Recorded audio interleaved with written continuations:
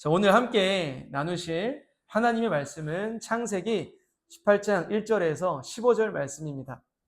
조금 길죠. 그래서 또 번갈아 가면서 읽으면 좋겠어요. 저부터 읽고 여러분들 읽고 읽겠습니다. 저부터 읽겠습니다. 여호와께서 마므레에 상수리 나무들이 있는 곳에서 아브라함에게 나타나시니라. 날이 뜨거울 때에 그가 장막문에 앉아 있다가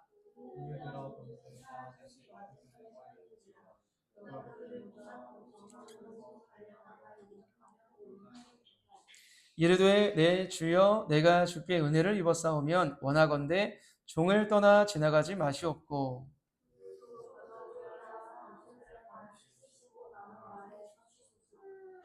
내가 떡을 조금 가져오리니 당신들의 마음을 상쾌하게 하신 후에 지나가소서.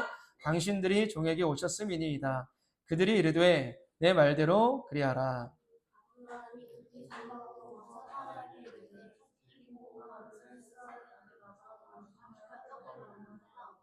아브라함이 또 가축대 있는 곳으로 달려가서 기름지고 좋은 송아지를 잡아 하인에게 주니 그가 급히 요리한지라.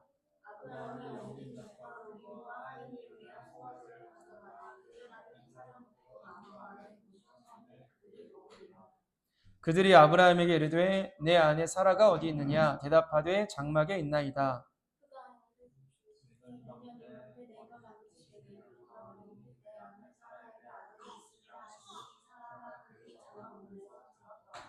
아브라함과 사라는 나이가 많아 늙었고 사라에게는 여성의 생리가 끊어졌는지라.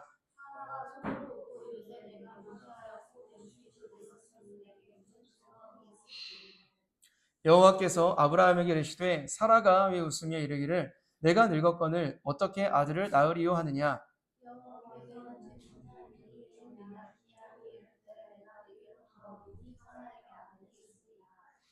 함께 읽겠습니다. 사라가 두려워서 부인하여 이르되 내가 웃지 아니하였나이다. 이르시되 아니라 내가 웃었느니라. 아멘. 자, 말씀의 제목은 슬픔이 변하여입니다. 우리가 계속해서 아브라함에 대한 말씀을 나누고 있습니다. 중심축이 무엇일까요? 하나님께서 아브라함과 사라에게 주신 약속이죠. 그 약속을 하나님께서 반드시 이루어 주실 건데 그들은 그 약속을 믿을 건지 아니면 믿지 못할 것인지 불신할 것인지를 선택하며 나아가고 있습니다. 그 여정 가운데 무엇이 보입니까? 아브라함과 사라의 연약한 모습들이 보여요. 우리와 다르지 않은, 우리와 똑같은 연약한 모습을 보이고 있습니다. 그것을 보면 우리 생각하죠. 위안이 되기도 하고 실망이 되기도 합니다. 왜 위안이 돼요? 나도 저런 모습이 있는데. 나도 저런 연약함이 있는데 믿음의 선조였던 아브라함도 그런 모습이 있었구나. 그래서 왜 실망이 되죠? 믿음의 조상이 어떻게 이러한 인격적으로 신앙적으로 부족한 모습을 보일 수가 있나? 이런 생각도 들어요. 그런데 우리가 무엇을 기억하자고요? 하나님께서 이들을 포기하지 않으시고 하나님의 능력과 손으로 이들을 끝까지 붙들고 가시는 것, 합력하여 선을 이루어 나가시는 하나님의 뜻, 이것을 우리가 붙잡자고 말씀을 드렸습니다. 네. 자, 우리는 지난 시간 무엇을 나누었어요? 아브라함에게 몇 년 동안 침묵하셨다고 했죠? 기억하시는 분 계신가요? 13년. 13년 동안 침묵하셨다고 했어요. 굉장한 침묵이에요. 만약에 여러분들 사랑한 배우자가 13년 동안 침묵한다고 생각해보세요. 여보, 여보 했는데 말을 계속 안 들어요. 여보 했는데 말을 안 해요. 침묵해요. 어딘가 숨어 있습니다. 이거 정말 큰일 나죠. 이런 말이 안 되죠. 하나님 침묵하신 거예요. 그런데 아시다시피 아브라함도 하나님 딱히 찾지도 않았어요. 그저 피폐해져 갔습니다. 왜 피폐해져 가요? 하나님의 방법이 아니라 인간적 방법을 동원해서 하갈을 통해 자녀를 낳았습니다. 근데 집안 분위기가 어떻게 됐어요? 종과 주인의 질서가 뒤죽박죽하는 난리가 나고 아브라함은 본처인 사라와 또한 처인 하갈 사이에서 굉장히 마음이 어려웠습니다. 난감했습니다. 병들어갔습니다. 13년간 아브라함의 마음은 점점점 상해갔고 병들어가고 가난해져가요. 이러면서 누굴 찾기 시작할까요? 누가 톡 건드리면 눈물이 나는 그런 상황이에요. 하나님이 그때 나타나신 거예요. 하나님이 삐져서 침묵하신 게 아니라 하나님께서 기다리신 겁니다. 아브라함이 건드리면 내 앞에 엎드려 다시 한번 내 손을 잡을 때까지 하나님이 기다리셨어요. 그 기간이 무려 몇 년이에요? 13년.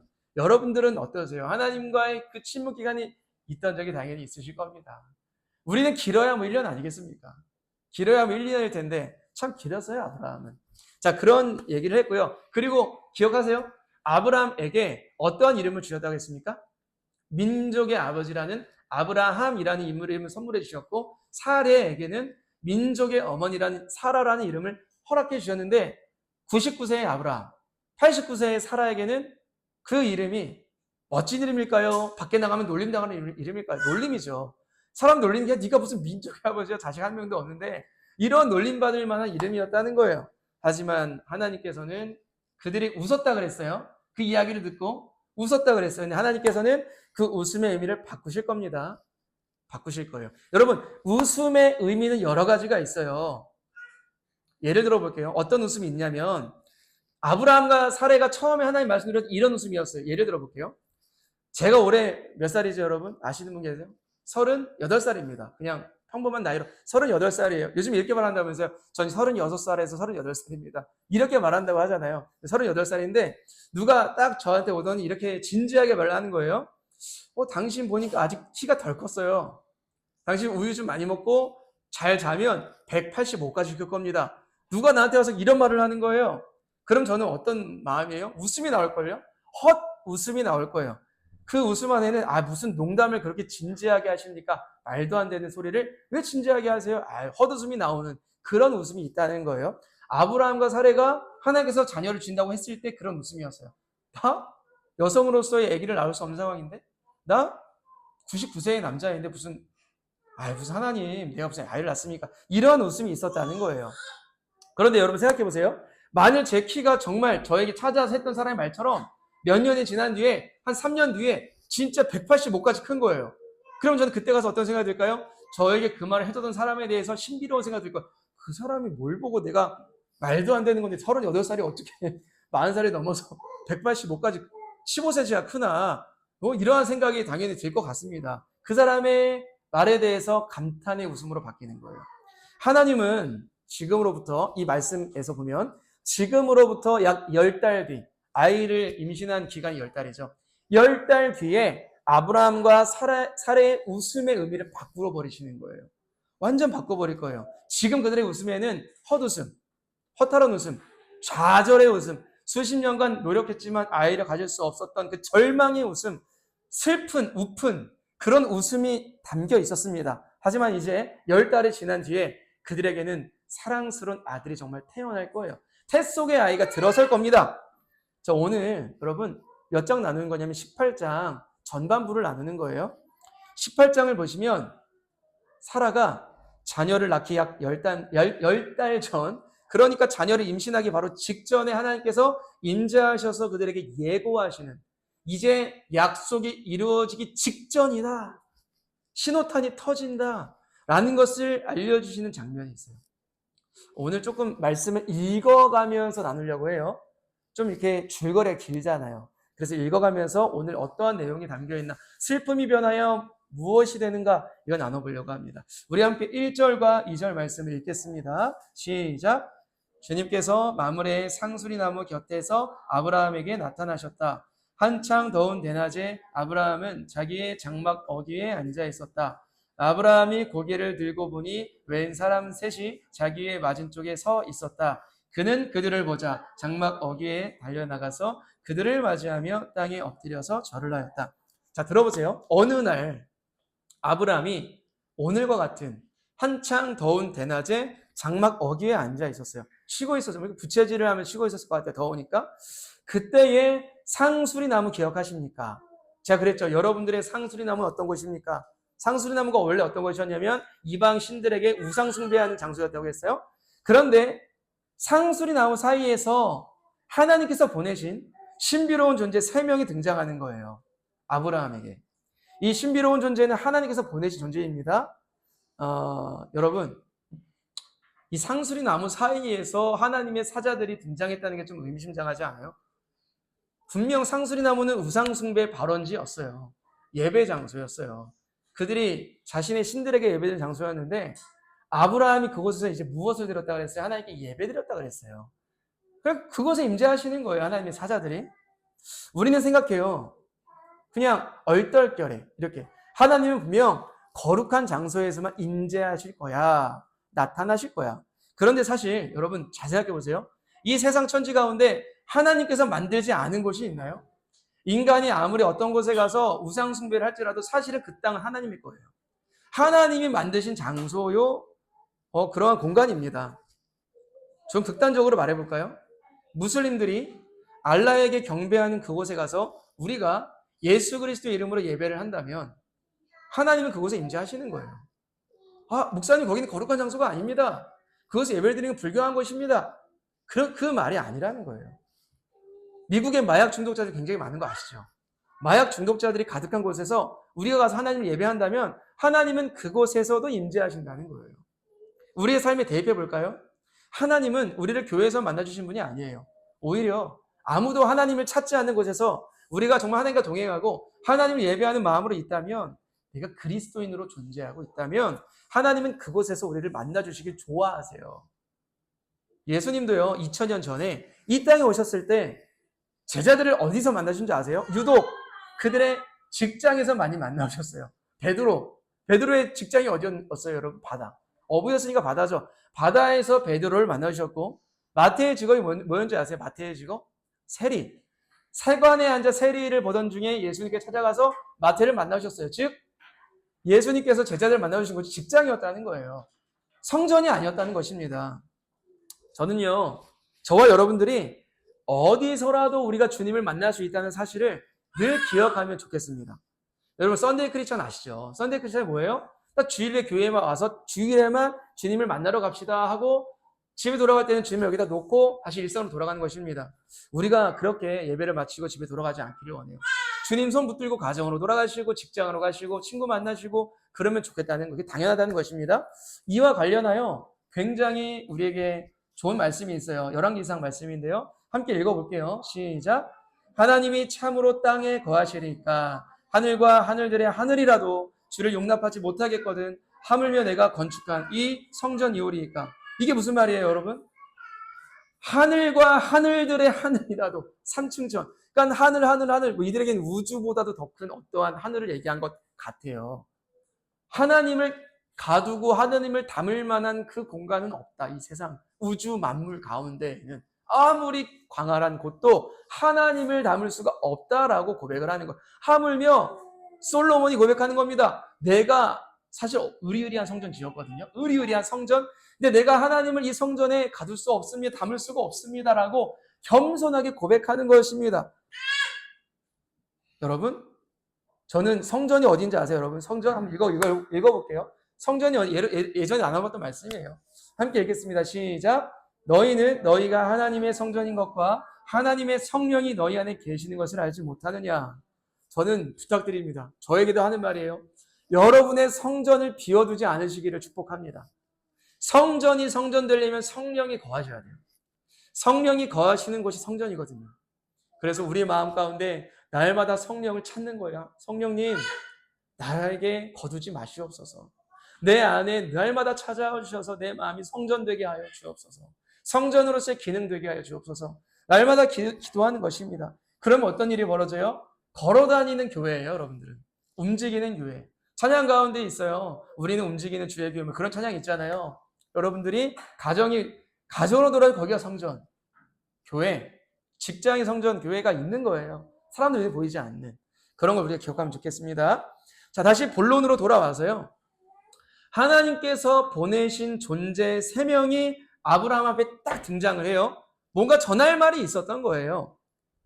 바로 그때 아브라함이 장막 거기에 있다가 깜짝 놀랍니다. 깜짝 놀라서 문을 박차고 나가 그들에게 엄청난 예의를 갖추어요. 당시에는요, 뭐 지금도 그렇지만 손님이 방문했을 때 아주 성심성의껏 대접해야 되는 문화가 있었고, 손님을 좀 박하게 대하면 굉장히 그 사람 좀 무례하고 그런 사람으로 비춰졌다고 합니다. 그런데 여러분 생각해 보세요. 아브라함이 지금 찾아온 그 손님들에게 대하고 있는 모습은 성심성의를 좀 넘었어요. 과해요. 과한 모습을 버려요. 99세가 된 정말 연장자 할아버지인 족장인 아브라함이 자신보다 훨씬 더 젊어 보였을 그 사람들에게 땅에 엎드립니다. 엎드리는 건 과하잖아요. 여러분, 인사 악수도 아니고. 너무 과해 보이지 않습니까? 그렇게 영접하는 거예요. 아브라함이 봤을 때는 분명 그들의 존재가 예사롭지 않은 존재였다는 것이고, 그러면서 아브라함이 그들 중 한 명을 짚어서 이렇게 얘기를 해요. 읽겠습니다. 창세기 18장 3, 4절인데요. 시작. 이르되 내 주여 내가 주께 은혜를 입었사오면 원하건대 종을 떠나 지나가지 마시옵고 물을 조금 가져오게 하사 당신들의 발을 씻으시고 나무 아래에서 쉬소서. 손님에게 누가 주님이라고 합니까? 손님은 손님이지. 근데 그들 중 한 명에게 네 주여 나의 주인님 이라고 얘기를 해요. 우리가 유추해 볼 수 있는 것은 아브라함이 봤을 때 이들 중 한 명을 예전에 본 적이 있는 거예요. 몇 번을 보았던 존재이고, 제가 예전에 이런 말을 했습니다. 하갈이 광야로 도망쳐 나왔을 때 하나님의 여호와의 사자를 보았다고 했는데 굉장히 하갈이 극진하게 대접하면서 내 주여 엎드리면서 막 경배하면 난리가 나요. 근데 원래 천사였다면 말립니다. 나는 하나님의 종이고 나에게 이렇게 하지 말아라고 말리는데 그 존재는 말리지 않고 경배를 받아요. 그럼 우리가 누구라고 유추할 수 있다는 거예요? 구약에 등장한 성자 하나님, 그러니까 예수님이라고 유추할 수 있다고 했고, 지금 아브라함에 나타난 3명 중 1명도 구약에 등장하고 활동했던 성자 하나님, 그러니까 예수님을 우리가 유추해 볼 수 있다라고 얘기를 했어요. 정확한 건 이거예요. 우리가 생각하죠. 예수님은 2000년 전에 이 땅에 태어나셔서 그때부터 활동하셨을 것이다. 그 전에는 하늘 어딘가에 그냥 놀고 계셨을 것이다. 이렇게 생각할 수 있는데 그렇지 않아요. 예수님도 영원 전부터 하나님과 일하셨어요. 창조하셨어요. 같이. 하나님과 함께 창조하셨고 구약 때에도 천사의 모습으로 이 땅에 나타나셔서 많은 사람들에게 보이셨습니다. 멜기세덱도 성자 하나님으로 생각하는 많은 신학자들이 있어요. 그리고 다니엘의 세 친구가 풀무불에 들어갔을 때에도 하나님의 아들과 같은 형상이 나타나서 그들과 함께 있었다 그랬죠. 그 또한 하나님의 보내신 예수 그리스도의 그 구약의 모습으로 우리가 비춰볼 수 있다고 얘기를 했습니다. 예수님은요, 영원 전부터 우리와 함께 계셨고 성삼위일체로서 늘 활동하셨다는 거예요. 자, 이제 아브라함이 그들을 보고 마음이 급해집니다. 긴장되기 시작해요. 설레기 시작했을 거예요. 아마 거의 100세에 이른 족장 아브라함의 마음을 이처럼 뛰게 만들고 긴장하게 만든 존재가 굉장히 오랜만이었을 것이다 라는 생각이 듭니다.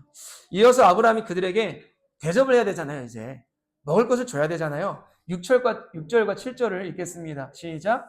아브라함이 급히 장막으로 가서 사라에게 이르되 속히 고운 가루 세 스아를 가져다가 반죽하여 떡을 만들라 하고 아브라함이 또 가축대 있는 곳으로 달려가서 기름지고 좋은 송아지를 잡아 하인에게 주니 그가 급히 요리한지라. 아멘. 지금 아브라함과 사라에게는 엄청나게 많은 하인들이 있어요. 거부거지, 거부. 거부는 그냥 조금 부자가 아니죠. 그 지역에서 가장 부자인 사람을 거부라고 말을 하지 않습니까? 그런데 뭐라고 하냐면 사라 여보가 와서 직접 떡을 좀 만들어주세요. 하인들도 엄청 많은데 그만큼 뭐예요? 아주 존귀한 손님이다. 직접 대접할 만큼 존귀하다라는 걸 유추할 수 있고요. 더 재미있는 게 뭔지 아세요? 3명이 왔으니까 떡 얼마큼 만들었을 것 같아요? 3인분 만들었을 것 같잖아요. 근데 여기서 보시면 단위가 나와 있는데 세 스아라고 보이죠? 첫 번째 저 끝에. 세 스아를 가져다가 세 스아가 몇 킬로인 줄 아세요? 오늘날? 2kg이에요. 2kg. 떡 2kg 만들기 위해서 반죽하기에 그 가루만 세 스아 2kg이면 얼마나 많은 사람들이 먹을 수 있을까요? 부풀어, 엄청나게 부풀어지잖아요. 사실 뭐 여기서는 떡이라고 말하지만 빵이거든요. 빵. 실제로는 빵이거든요. 그러니까 아브라함은 존귀한 손님이 왔을 때 그들만 대접하는 게 아니라 동네 잔치를 연 거예요. 수많은 하인들과 함께 가족들과 함께 나누어 먹을 음식들을 대접하라고 요청을 한 것입니다. 거기서 끝이 아니에요. 송아지 한 마리를 잡아버립니다. 한 마리 잡아 3명이 어떻게 먹어요, 여러분? 한 마리면 그래도 수백 킬로가 될 텐데 말이 안 되잖아요. 동네 잔치를 여는 것이고 또 8절을 보면 거의 100세에 이른 아브라함이 그들에게 시중듭니다. 젓가락 좀 갖다 드릴까요? 숟가락 좀 놔드릴까요? 100세가 된 사람이, 족장이. 얼마나 존귀한 사람인지 알 수 있겠죠? 자, 그들이 이제 좋다고 해요. 같이 식사합시다라고 손님들이 얘기를 합니다. 그러면서 이렇게 물어요. 당신 아내 사라는 어디에 있습니까? 어디에 있느냐? 이렇게 얘기를 합니다. 지금 그들이 지금 찾아온 사람은 누구라는 거예요? 사실은 볼일이 있는 사람은 아브라함이 아니에요. 사실은 사라에게 볼일이 있어서 왔던 사람들입니다. 아브라함이 대답합니다. 사라요? 제 아내요? 지금 장막 속에 들어가 있습니다. 그 존재는 사라에게 잠깐 나와서 얘기 좀 하자고 말을 할 만도 한데 그냥 아브라함에게 할 말을 전달합니다. 아브라함에게. 사라 좀 나와보세요가 아니에요. 이렇게 전달하라고 하는데 이런 얘기를 해요. 18장 10절입니다. 시작. 그가 이르시되 내년 이맘때 내가 반드시 내게로 돌아오리니 내 아내 사라에게 아들이 있으리라 하시니 사라가 그 뒤 장막 문에서 들었더라 라고 얘기를 해요. 아마 찾아왔던 그 존재들은 사라가 장막 속에서 엿듣고 있을 거라는 걸 알았을 거예요. 왜요? 영적인 존재들이니까요. 내년 이맘때에 아들이 태어날 거다. 정확히 말하면 10달 뒤에 아들이 태어날 거라는 얘기를 들은 사라는요. 장막에서 엿듣고 속으로 웃으면서 이런 말을 합니다. 11절과 12절이에요. 시작. 아브라함과 사라는 나이가 많아 늙었고 사라에게는 여성의 생리가 끊어졌는지라. 사라가 속으로 웃고 이르되 내가 노쇠하였고 내 주인도 늙었으니 내게 무슨 즐거움이 있으리요. 아멘. 이게 그 사람들, 존귀한 사람들이 했던 얘기를 듣고 사라가 속으로 생각한 얘기들이에요. 사라의 반응이 틀려요, 안 틀려요? 틀리지 않아요. 여성으로서 아이를 낳을 수 없는 나이이고 상태이기도 해요. 생리가 끊어졌다고 얘기하고 있잖아요. 그럼 사라가 웃을만 해요. 더욱이 내 주인, 그러니까 남편, 아브라함을 얘기하면 남편도 늙었어요 라고 얘기를 하는데 이게 무슨 말이냐면 내 남편 아브라함도 아이를 낳기에는 남성으로서의 기능이 많이 떨어져 있고 지금 남편 나 안 건드리고 있어요. 나 낳을 수 있는 그런 관계를 갖고 있지 않습니다. 이런 얘기를 하는 거예요. 어떻게 보면 사라의 이런 반응이 굉장히 자연스러운 체념일 수 있다는 것입니다. 그런데 마지막 말이 참 슬픈 문장이 있어요. 여러분 파란색 글씨 한번 읽어보실래요? 함께? 시작. 내게 무슨 즐거움이 있으리요. 여러분 이런 말 할 때 있으죠? 이런 얘기는 이렇게 똑같이는 안 하지만 삶에 낙이 없다. 이런 얘기 할 때 있죠. 여러분들 뭐 여기 이 가운데 육아해서 맨날 똑같은 쳇바퀴 같은 일상 속에서 낙이 없다. 이런 얘기 하시는 분들 있을 것이고 지금 이제 이 가정에는 빨리 아이를 낳고 싶다는 생각도 하시겠고 근데 또 힘들 때는 주님 힘들어요. 이렇게 생각할 때도 있고 정말 하나님 내게 무슨 즐거움이 있으리요. 이런 얘기를 우리가 그냥 나도 모르는 사이에 할 때가 있다는 거예요. 우리 사모님도 하시나요? 하겠죠. 낙이 없다. 이런 얘기 하지 않겠습니까, 우리가? 근데 사라의 말에는요, 어떤 의미가 담겨 있는 줄 아세요? 하나님, 내 나이 89세입니다. 저에게는 더 이상 삶에 새로운 게 없어요. 세상에 무엇을 봐도 감격스럽지 않아요. 누가 내 앞에 진귀한 음식을 갖다 놔도 먹기는 먹는데 그렇게 가슴 뛰지 않아요. 사실 저는 맛있는 거 갖다 놓으면 가슴 뛰거든요. 내 앞에 맛있는 누가 갖다 어제 삼겹살 먹어도 오늘 또 삼겹살 누구 구워주면 가슴이 뛰거든요. 맛있으니까. 사라에게 그런 즐거움이 하나도 없고 또 한 가지 남편과의 즐거움도 이제 난 없다 라고 얘기를 하는 거예요. 이해되시죠? 여러분 한번 예를 들어 볼게요. 저희 아이들 있죠. 저희 아이들은요. 우리에게는 새롭지 않은 모든 것들이 새로워요. 길을 가는데 애들은 자꾸 멈춰서요. 왜 멈춰서는 줄 아세요? 개미 한 마리만 봐도 10분을 놀아요. 한 마리랑. 왜요? 새로워요. 신기해요. 이 세상 모든 것들이 즐거워요. 그 아이들에게는. 살아도 그런 의미가 있는 거예요. 하나님, 난 아무것도 경이롭지 않아요. 난 아무것도 즐겁지 않아요. 근데 여러분, 사라의 속마음을 들으신 하나님이 약간 발끈하시면서 아브라함에게 이렇게 사라에게 얘기도 안 해요. 아브라함에게 이렇게 발끈하면서 얘기하십니다. 13, 14절 읽어볼게요. 시작. 여호와께서 아브라함에게 이르시되 사라가 왜 웃으며 이르기를 내가 늙었거늘 어떻게 아들을 낳으리요 하느냐. 여호와께 능하지 못한 일이 있겠느냐. 기한이 이를 때에 내가 내게로 돌아오리니 사라에게 아들이 있으리라. 아멘. 이렇게 말씀하시는 거예요. 사라야, 그래, 너 나이 89세인 거 나도 알겠다. 그런데 말이야, 내가 너에게 경이롭지 못할 수 있는 존재냐? 내가 너에게 새롭지 못할 수 있는 존재냐? 나 하나님이야. 나 전능해. 나는 너에게 새로움과 경이로움을 선사할 수 있는 존재인 것을 네가 잊었구나. 섭섭하다. 라고 말씀을 하시는 겁니다. 아무리 사라가 날고 모든 게 익숙할지라도 하나님은 선사하실 거라는 거예요. 뭘요? 경이로움을, 신비로움을, 참된 웃음을 주실 거라는 겁니다. 자, 여러분들은 어떠세요? 물어볼게요. 여러분들은 하나님을 만난 이후에 경이로움을 경험하신 적이 있으십니까? 경이로움, 신비로움, 감탄, 새로움 이런 걸 경험한 적 있으세요? 예를 들어 예수님의 구원 사역을 들으며 경이롭다는 생각을 하신 적이 있다거나 내 삶에 임하신 예수님을 느끼며 경이로움을 경험하신 적이 있습니까? 저희 둘째 아이가 예수님에 대한 질문을 정말 하루도 빠짐없이 해요. 동물원에 갔습니다. 코끼리가 있어요. 아빠, 왜? 예수님이 커? 코끼리가 커? 계속 누가 큰지를 물어요. 고래가 커? 예수님이 커? 나중엔 지구가 커? 예수님이 커? 이런 걸 계속 물으면서 신기해요. 예수님이 그렇게 커? 예수님, 예수님 내 앞에 나타나면 나 어떻게 봐? 막 이러면서 너무 크다. 그럼 내 속에 어떻게 있어? 막 이런 이야기를 굉장히 아이와 같은 그런 순수한 질문을 하면서 경이로워해요. 또 어느 날은 예수님 십자가 왜 죽었어? 이렇게 얘기하면 어떻게든 알기 쉽게 막 설명해주면 또 감탄을, 예수님이 나 때문에 죽었다고? 내 죄 때문에? 왜? 못 이만한 걸로 막 못 바뀌셨다고? 막 이러면서 여러분 어떻게 해요? 예수님 이만한 걸 못 받겠다 얘기 들으면 어때요? 뻔한 얘기. 이거 거기까지는 아니겠지만. 근데 아이에게는 그게 신기한 거예요. 신비롭고 놀랍고 막 충격적이고 막 이런 이야기로 들리는 겁니다. 그런데요, 주님에 대한 이러한 이야기가 아이들에게만 새롭지 않기를 원해요. 예수님의 구원 사역 이야기, 십자가 이야기가 세상을 창조하시고 그 크신 예수님에 대한 이야기가 아이들에게만 신비롭고 경이로운 것이 아니라 오늘날 저에게 그리고 여러분들에게 경이롭고 신비롭고 신기하고 새롭게 다가오시기를 주님의 이름으로 축복을 합니다. 구원받을 수 없는 내가 하나님의 아들의 죽으심으로 말미암아 구원을 받았구나 하면서 눈물이 터지는 그러한 나날들이 되시기를 축복해요. 자, 지금 사라에게는 하나님의 존재가 그리고 하나님 하실 일이 그리 경이롭지 않아요.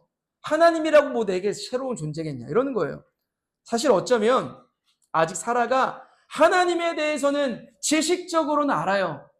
이게 중요한 얘기를 하는 거예요. 사라가 하나님에 대해서 지식적으로는 왜 알아요? 아브라함을 통해 들었거든요. 사라가 하나님과 직접적으로 대면한 적은 거의 없어요. 아시죠? 아브라함이 늘 알려주는 하나님 이렇게 말씀해, 하나님 이런 분이고 하나님을 횃불로 하나님 이러면서 사라가 하나님에 대한 건 알아요. 근데 뭘 몰라요? 하나님을 몰라요. 이해되십니까? 여러분 어떠세요? 여러분들은 하나님에 대해서 아시는 분이에요? 예수님에 대해서 아시는 분이에요? 아니면 정말 예수님을 아시는 분이에요? 관계 속에서 예수님을 만나며 예수님을 느끼며 내 안에 계신 예수님과 교제하며 나 어디 가서 예수님 알아. 나 예수님 만났어. 나 예수님과 교제해. 예수님이 나에게 말씀하셨어. 예수님과 함께 난 살아가고 있어. 라고 가슴 뛰며 친구에게 가족에게 고백할 수 있습니까? 아니면 나 예수님에 대해서 좀 알아. 십자가 지시고 이런 일을 하셨어. 그래. 무미건조하게 이런 이야기만 하면서 그칠 수밖에 없는 그런 상태에 있지 않으십니까? 저는 저에게도 여러분들에게도 도전하고 싶습니다. 우리가 이제부터는 예수님에 대해서 아는 것도 중요하지만 그것에서 멈추는 게 아니라 예수님을 아는 관계 속에서 좀 예수님을 만나는 그런 우리 존재가 되기를, 그리스도인 되기를 축복합니다. 자, 하나님의 이야기를 듣고 속마음을 들킨 사라가 들켰어요. 속마음을 들켰어요. 나 속으로만 웃었고 속으로만 생각했는데 자꾸 속마음을 들은 하나님의 존재들이 아브라함에게 사라의 마음을 얘기해 주는 거예요. 웃기잖아요, 이거. 사라가 그 얘기를 듣고 이렇게 얘기를 합니다. 되게 웃겨요. 속마음을 지킨 다음에 얘기하는 거예요. 이게 직접 대놓고 얘기하는 겁니다. 시작. 사라가 두려워서 부인하여 이르되 내가 웃지 아니하였나이다. 이르시되 아니라 네가 웃었느니라. 사람은 두려울 때 뭐 하냐면 부인해요. 아닌데? 정말 들키진 않은 것 같을 때. 나 아닌데? 나 그런 말 안 했어. 나도 그렇게 생각 안 했어. 들켰을 때, 너 왜 이렇게 영혼 없이 말해? 아닌데? 나 진심으로 영혼 없이 말한 건데. 그럴 때가 있지 않습니까? 우리가 살아가면서. 지금 사라가 그런 거예요. 진짜 웃었어요, 속으로. 참네. 89세의 나이에 내가 어떻게 아이를 갖겠냐. 웃었어요? 헛웃었어요? 들켰어요? 아니에요. 하나님 안 웃었어요. 라고 발뺌하는 것입니다. 그런데 여러분, 정말 놀라운 것이 뭐예요? 이로부터 10달 후 사라가 지금 헛웃고 막 부인하고 발뺌한 모습이 180도 바뀝니다. 그 슬픈 웃음, 우픈 웃음이 경이로움의 웃음으로 바뀌는데 그 말씀, 마지막 말씀인데요. 창세기 21장 5, 6절을 함께 읽겠습니다. 시작. 아브라함이 그의 아들 이삭이 그에게 태어날 때에 100세라. 사라가 이르되 하나님이 나를 웃게 하시니 듣는 자가 다 나와 함께 웃으리로다. 정말 얼마나 놀라운 웃음입니까? 비웃음은 아니었지만 하나님에 대해서 헛웃었고 무슨 하나님 나에게 뭐가 새롭습니까? 경이롭습니까? 했던 사라가 10달 뒤 아이를 낳고 하나님 내가 정말 이제 웃습니다. 이 웃음은 정말 하나님이 주신 참된 웃음입니다. 하나님은 경이로우십니다. 하나님은 새로우신 분입니다. 하나님은 정말 감탄 넘쳐나는 분이십니다. 라고 웃으며 고백하는 것입니다. 여러분, 이삭의 뜻은 뭔지 아세요? 토스트입니다. 토스트. 이삭의 뜻은 뭘까요? 웃음이에요. 하나님이 나를 웃게 하시다 라는 뜻입니다. 정말 하나님은 사라에게 이삭을 주심으로 그 가정에 참된 웃음을 선사하셨어요. 생리가 끊어진 상태에서 태를 여신 것은 누가 할 수 있어요? 오직 하나님만 하실 수 있습니다. 그래서 그들의 가정에 아들이 생긴 건 하나님이 하셨다라고밖에는 고백할 수가 없어요. 그렇게 기적을 주신 하나님은 이로부터 약 2000년 후에 처녀의 몸에 아들을 허락하실 거예요. 동정녀 마리아의 몸에 예수님을 잉태케 하시고 태어나게 하실 겁니다. 예수님은 관계를 갖지 않은 여성의 몸에 잉태되실 것이고, 그렇게 잉태되신 이유는 뭐예요, 여러분? 저와 여러분에게, 온 인류에게 진정한 웃음을 주기 위해 예수님이 이 땅에 오셨다는 거예요. 하나님은 사라에게 아들을 주심으로 웃음을 주셨고, 예수 그리스도는 자신의 생명을 우리에게 주심으로 말미암아 저와 여러분들에게 영원한 웃음을 주셨습니다. 우리는 또 한 주간 여러 웃음을 지으며 살아갈 거예요. 그 안에는 허탈해서 이게 뭐야 이러면서 이렇게 헛웃음이 나올 때도 있을 것이고, 너무 힘들다 하면 약간 그냥 힘들어 죽겠는데 나오는 그 웃음이 나올 수도 있을 것이고, 또 세상 즐거움의 웃음도 있을 거예요. 여러분 그거 아세요? 기독교 교리 가운데 너무 잘 아실 텐데, 웨스트민스터 소요리 문답 1문항에 이거 한번 읽어볼게요. 제일 중요한 교리 문항인데요. 함께 읽겠습니다. 시작. 사람의 목적은 하나님을 영화롭게 하고 하나님을 즐거워하는 것. 자, 여러분, 전 여기서 오늘 파란색 글씨에 집중하고 싶어요. 우리는 율법적으로 이렇게 말해요. 여러분, 하나님을 즐겁게 하십시오. 하나님을 기쁘게 해드립시오. 이것도 틀린 말은 아니지만, 하나님은 그보다 뭘 좋아하는지 아세요? 하나님을 즐거워하는 걸 좋아하세요. 하나님 안에서 기쁘게 살아가라 라고 얘기하는 거예요. 하은아, 주한아, 너 아빠 좀 기쁘게 해줘라 가 아니라, 너 나와 함께 살면 네가 기쁘길 원한다 라고 말을 하는 게 부모의 마음입니다. 그것이 부모의 마음인 거예요. 아직 우리는 세상이 참 즐겁고 재미있을지 모르나, 사실 아시다시피 세상은 우리에게 참된 즐거움이 되지 못합니다. 하나님 안에 거하고 하나님 안에 살아가는 삶이 참된 즐거움이요, 참된 웃음이 회복되는 삶이라는 거예요. 여러분 김창옥 씨 아세요? 강사죠. 유명한 강사죠. 그분이 이런 얘기를 해요. 누가 들어오냐에 따라 그 분위기가 밝아질 수 있고 어두워질 수 있고, 이 공간에 누가 들어와? 그러면 누가 어두워져? 그럼 그 사람은 어두운 사람. 그 사람 들어오면 또 밝아지는 것 같아요. 조도가 밝아진 것도 아닌데. 근데 예수님 어떤 존재예요? 예수님이 여러분 가정에 임하시고, 우리 교회에 임하시고, 직장에 임하시고, 관계 속에서 임하시면 그 가운데 예수님이 계시기 때문에, 빛이신 예수님이 우리의 모든 공간, 우리의 삶을 밝게 빛나게 하실 거라는 뜻입니다. 그 안에서 우리는 즐거워할 수 있어요. 그 안에서 우리는 기뻐할 수 있어요. 우리가 한 주간 아브라함이 신비로운 존재를 맞이하여 진정한 웃음을 갖게 되었듯, 여러분 안에 하나님을 맞아들이십시오. 성령을 여러분의 성전된 마음 가운데 예수님을 맞이하십시오. 그럼 여러분들은 주님 안에서 진정한 기쁨이, 웃음이 회복되실 겁니다. 슬픔이 변하여 여러분 가운데 진정한 기쁨과 새로움과 경이로움을 주님 안에서 경험하시는 저와 여러분 되시기를 주님의 이름으로 축복합니다.